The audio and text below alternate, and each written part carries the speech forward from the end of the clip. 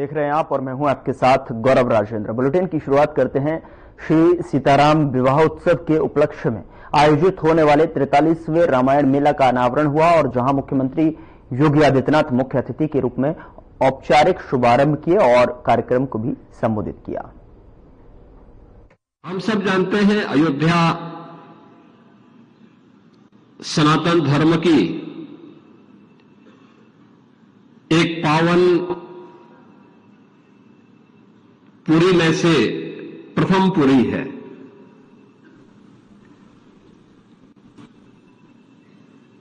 आज से नहीं, हजारों वर्षों से विश्व मानवता के कल्याण का मार्ग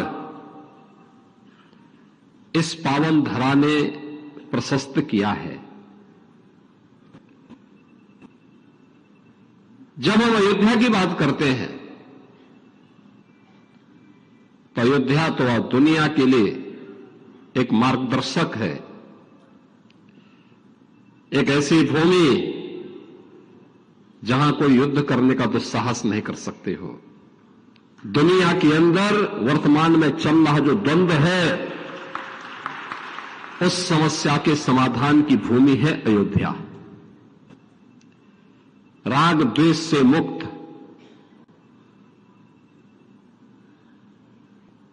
किसी भी प्रकार की अनावश्यक चेष्टा से मुक्त, न केवल व्यक्ति बल्कि समाज और पूरी व्यवस्था कैसे उच्च आदर्शों और मर्यादाओं के द्वारा संचालित हो सकती है, उसकी आदर्श पृष्ठभूमि किसी एक धरा ने रचा था, तो उस धरा का नाम है अयोध्या।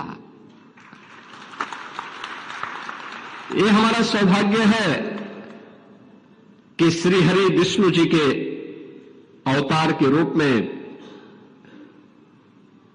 मर्यादा पुरुषोत्तम प्रभु श्री राम ने इसी अयोध्या धाम में महाराज दशरथ के घर में उनके पुत्र के रूप में जन्म लिया। अयोध्या के प्रति उनका क्या भाव है, ये किसी से छुपा हुआ नहीं।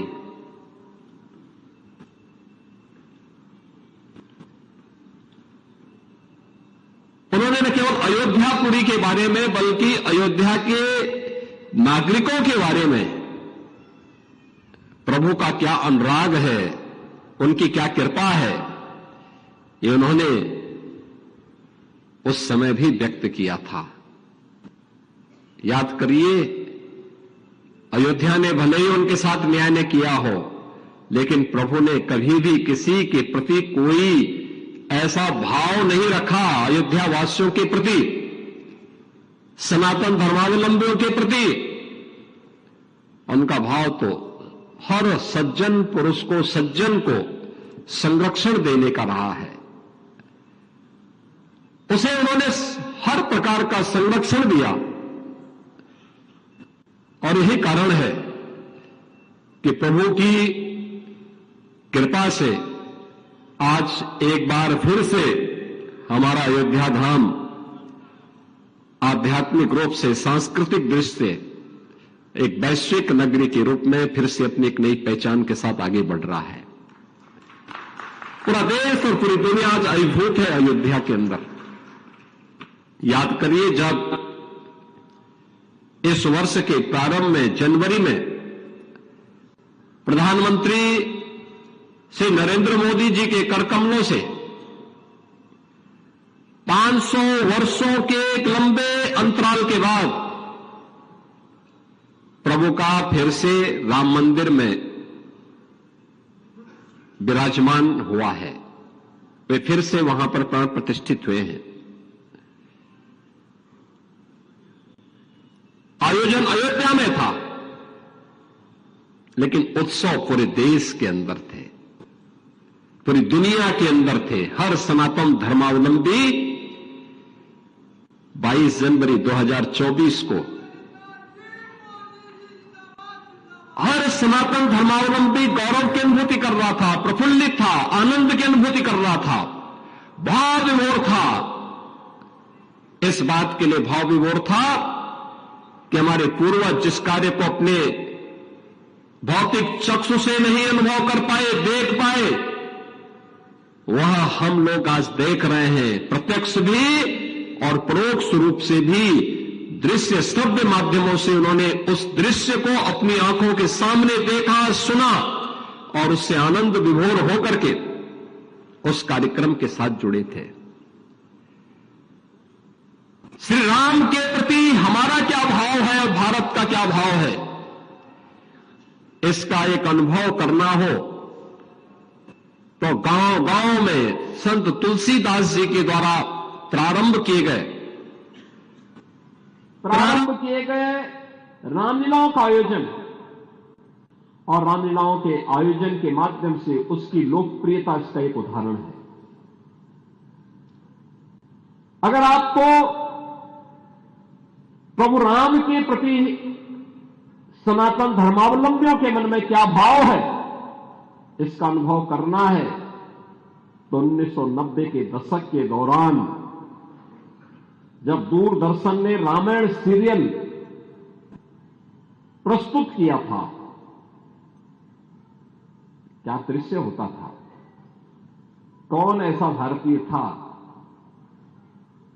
कौन ऐसा सनातन धर्मावलंबी था और कौन ऐसा भारतीय था जो रामायण सीरियल को देखने के लिए अपना 1 घंटे का समय आरक्षित करके बैठ न जाता हो। तब टेलीविजन इतने नहीं थे, लेकिन लोग दूर दूर तक जाकर के देखने के लिए जाते थे।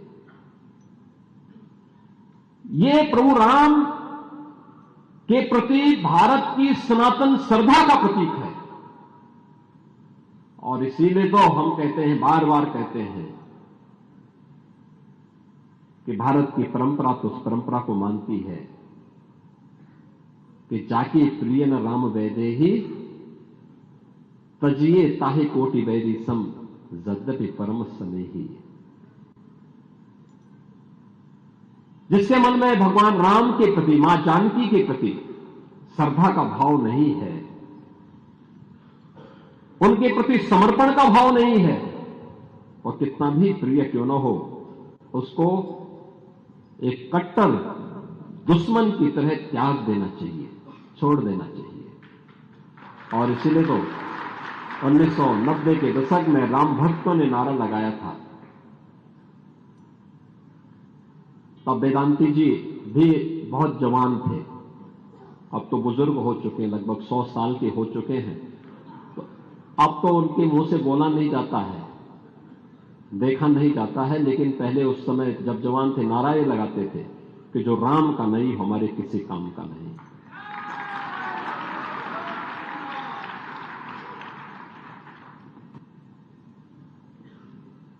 बहनों और भाइयों, मैं इसलिए भी आज आपके बीच में आया हूं। रामायण मेला 1982 में प्रारंभ हुआ। इससे पहले डॉक्टर राम मनोहर लोहिया जी ने देश के भी अलग अलग भागों में कुछ रामायण मेले प्रारंभ कराए थे, आयोजन प्रारंभ किए थे, रामायण उत्सव के कार्यक्रम प्रारंभ कराए थे। डॉक्टर राम मनोहर लोहिया इसी अयोध्या जनपद की, आज की अंबेडकर नगर जनपद में उनका जन्म हुआ। बहुत पढ़े लिखे थे, लेकिन मंदिर नहीं जाते थे, प्रवृत्ति से सोशलिस्ट थे, समाजवादी चिंतक थे। उन्होंने कहा था, जब उनसे एक बार पूछा गया कि इतनी विषमता के बावजूद उत्तर से दक्षिण, पूरब से पश्चिम, रंग रूप, भेष भाषा, खान पान, रहन सहन सब कुछ अलग अलग होते हुए भी भारत एक कैसे है। तो डॉक्टर राम मनोहर लोहिया ने उस पत्रकार को बहुत गौर से देखा और कहा, एक ही बात कही। उन्होंने कहा, याद रखना, मैं मंदिर नहीं जाता, लेकिन मेरा यह दृढ़ विश्वास है, जब तक भारत की आस्था भारत के 3 आराध्य देवों के प्रति श्री राम, श्री कृष्ण और भगवान शिव के प्रति जब तक इसकी आस्था बनी रहेगी, तब तक भारत का कोई बाल बांका नहीं कर पाएगा। उधर कुवैत के विदेश मंत्री अब्दुल्ला अली अल याहया दिल्ली पहुंचे, जहां विदेश मंत्री एस जयशंकर ने अब्दुल्ला अली अल याहया के साथ में दिल्ली में प्रतिनिधिमंडल स्तर की बैठक की। बैठक में दोनों देशों के बीच में व्यापार, निवेश, ऊर्जा, सूचना प्रौद्योगिकी, सांस्कृतिक और राजनयिक क्षेत्रों में संबंधों को मजबूत करने पर चर्चा की गई। Our two countries, Excellency, enjoy long-standing friendship, as I said, and it's really, in our case, centuries old, and we are committed to strengthening our bilateral ties across various domains, including trade, investment, energy, IT, cultural, consular, and I look forward to discussing some of that with you. Our Prime Minister, Shri Narendra Modi, had met His Highness the Crown Prince of Kuwait on the margins of the UN General Assembly, and that meeting, I think, imparted a fresh momentum in our bilateral relations. The fact that we are meeting twice in the space of 4 months also says something about our commitment really to take the relationship to a higher level. I also want to emphasize, Excellency, that our vision for 2047, which is 100 years of our independence, which we call Viksit Bharat, Developed Bharat, and Kuwait's vision 2035, I think provides us both with higher aspirations for which we would be working and refashioning our relationship. And definitely we hope that the volume and quality of our interactions reflect that higher vision where we want to go. The Indian community in Kuwait, which is, Excellency, as you know, 1 million strong, has been a living bridge between our two countries. I thank you for taking care of them, even in good times, but as the Prime Minister told you, especially during the COVID, we are really very, very appreciative. Today we have an opportunity to take stock of our relationship, to conclude an MOU on the joint commission for our cooperation, and expand our joint working groups so that it reflects the entirety of our relationship. We will also have a chance to exchange views on the regional and international situation. And I would share with you, Excellency, that the situation in the Middle East, in West Asia as we call it, is a matter of very deep concern. And we certainly, it's a subject on which I think it's important that India and Kuwait communicate with each other and work together. I congratulate you on the successful holding of the GCC summit this week in Kuwait, and we also look forward to your support and leadership in strengthening our relations with GCC. So once again, a very, very warm welcome back, and I look forward to a very productive discussion. Thank you, Your Excellency.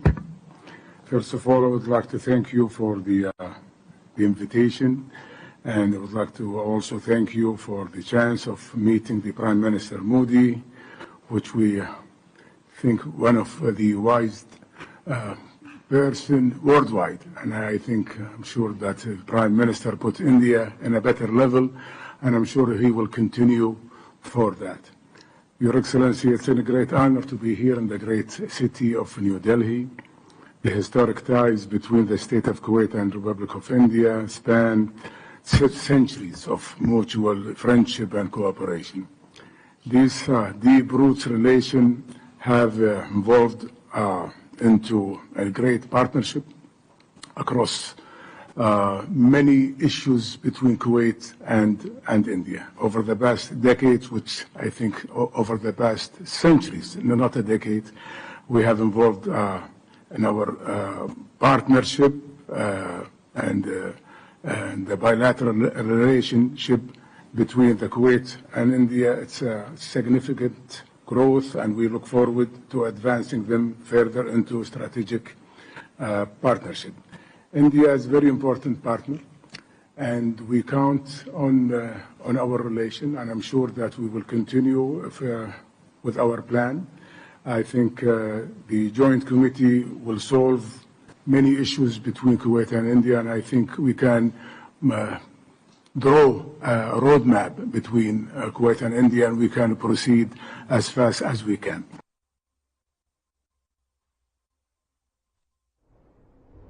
उधर गोरखपुर में मुख्यमंत्री योगी आदित्यनाथ ने सब junior और senior आयु वर्ग के बालक बालिकाओं के लिए उत्तर प्रदेश ग्रामीण खेल लीग 2024-25 के अंतर्गत जिला स्तरीय प्रतियोगिता का शुभारंभ और ब्रह्मलीन परम पूज्य महंत अवैधनाथ महाराज सक्षम अखिल भारतीय प्राइजनी पुरुष कबड्डी प्रतियोगिता 2024 के विजेताओं को पुरस्कार वितरण किया। कि फाइनल मैच को कुछ देर तक मुझे देखने का अवसर प्राप्त हुआ। उत्तर प्रदेश और आंध्र प्रदेश की टीम ने कितना शानदार खेल का प्रदर्शन किया था और कितनी अच्छी प्रतिस्पर्धा दोनों में चल रही थी। मैं इस अवसर पर विजेता टीम को तो बधाई देता ही हूं, साथ साथ उप विजेता टीम को भी हृदय से उनका अभिनंदन करता हूं एक शानदार खेल के लिए। वास्तव में खेल हम सबको न केवल खिलने के लिए बल्कि फलने और आगे बढ़ने के लिए भी एक नई प्रेरणा प्रदान करता है। याद रखना, प्रधानमंत्री जी ने यही बात कही थी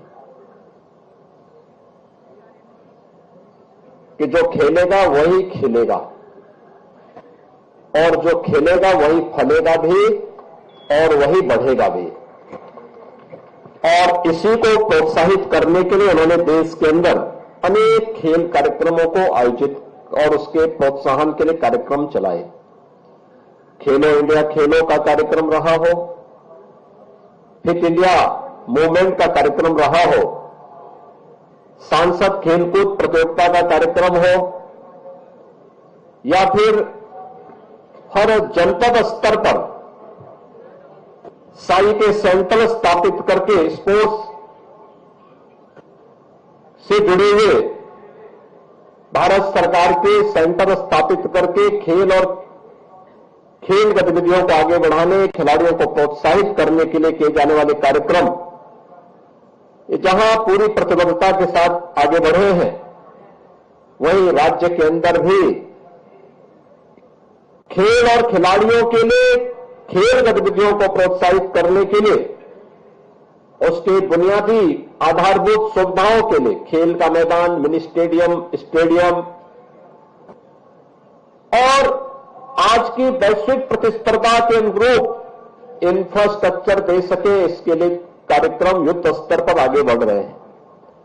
खेल विभाग हो या युवा कल्याण विभाग, निजी खेल संस्थाएं हो, उन सभी को प्रोत्साहित करने के लिए कार्यक्रम आगे बढ़ाए जा रहे हैं। और मुझे प्रसन्नता है कि प्रदेश खेल विभाग गांव से लेकर के प्रदेश स्तर तक के प्रत्येक खेल की प्रतियोगिता को आगे बढ़ाने के लिए अब ग्रामीण लीग खेल प्रतियोगिता को आगे बढ़ाने का कार्य कर रहा है। हम विधानसभा स्तर पर विधायक खेलकूद प्रतियोगिता को भी प्रोत्साहित करेंगे। मैं सभी माननीय विधायकों से इस बात का आह्वान करूंगा कि अपने अपने विधानसभा क्षेत्र के अंदर अलग अलग खेलों से जुड़े हुए खिलाड़ियों के लिए प्रतियोगिता का आयोजन करें। ग्राम पंचायत स्तर पर, न्याय पंचायत स्तर पर, ब्लॉक खंड स्तर पर, विधानसभा स्तर पर, और फिर वही जब जनपद स्तर पर हो वही सांसद खेलकूद प्रतियोगिता में परिवर्तित हो जाए। ये चीजें आगे बढ़ेंगी और इन्हें प्रोत्साहित करने के लिए हम लोगों ने अब प्रदेश के अंदर निजी संस्थाओं को जो स्पोर्ट्स एकेडमी संचालित करते हैं उन्हें शासन के स्तर पर प्रोत्साहित करने के लिए भी अपनी नीति में संशोधन किया और संशोधन करने के साथ साथ यह भी सुनिश्चित किया कि हम उन्हें तो सहायता देंगे ही, साथ साथ जो खिलाड़ी अंतर्राष्ट्रीय प्रतियोगिताओं में, वर्ल्ड चैंपियनशिप में, ओलंपिक में, कॉमनवेल्थ में, एशियाड में या फिर नेशनल गेम्स में। उधर नई दिल्ली में एसोचैम इंडिया के भारत 100 शिखर सम्मेलन में विदेश मंत्री एस जयशंकर प्रसाद शामिल हुए। Benefits of openness. Of course we got benefits of openness. But that same openness also became goods which were produced by non-market economies, goods which were subsidized, to actually be, for those goods to be sent to India, and that is a competition which I would regard as an unfair competition. Our concerns today is how do we actually ensure that our MSME sector is actually protected from unfair competition. Now, what is the situation today in the world? I think before November meaning जो election अभी America में हुआ था, but even before November, I think there were a lot of serious problems in the world economy. And these problems are visible in different countries in different ways. Across countries, the manufacturing sector has been hit. MSME sector has been particularly hit. MSMEs have found it very difficult to deal with unfair competition in open economy. So, the challenge which today, either you stop the unfair competition or you close the economy. Nobody wants to close the economy. So we have to find some solutions to deal with that unfair competition. And you can find that solution partly defensively, partly by support companies. So I would say, how to make it easier to do business, how to, improve credit support to companies, how to reduce bureaucracy, how to improve logistics, all this is part of how to actually support industry in this country. Now, I also want to say one other thing, sometimes people say, wo manufacturing ka zamana chale gaya, that is for China, we can never compete, etc. If we do not have manufacturing, have technology, जिस आदमी को, जिस देश को manufacturing की समझ नहीं है, how will they have the industrial climate to understand technology? If you don't understand technology, this era of AI, this era of space, this era of drones will miss out on it. So I would say today it is absolutely as one of the top priorities of the Modi government that we have to push manufacturing in this country. We have to create more manufacturing zones. We have to improve logistics. We have to make ourselves more competitive. And I think we have made progress, but there is one last comment. You said, what are the opportunities? Because mostly I've spoken about challenges. I think there are opportunities. There is going to be in supply chain in the world, there is going to be some shifts. After January, what will be the old equations may not be the same. There may be opportunities. There will also be some challenges for us. But overall, I would say, how can we make ourselves more efficient, more. फिलहाल bulletin में इतना ही। नमस्कार।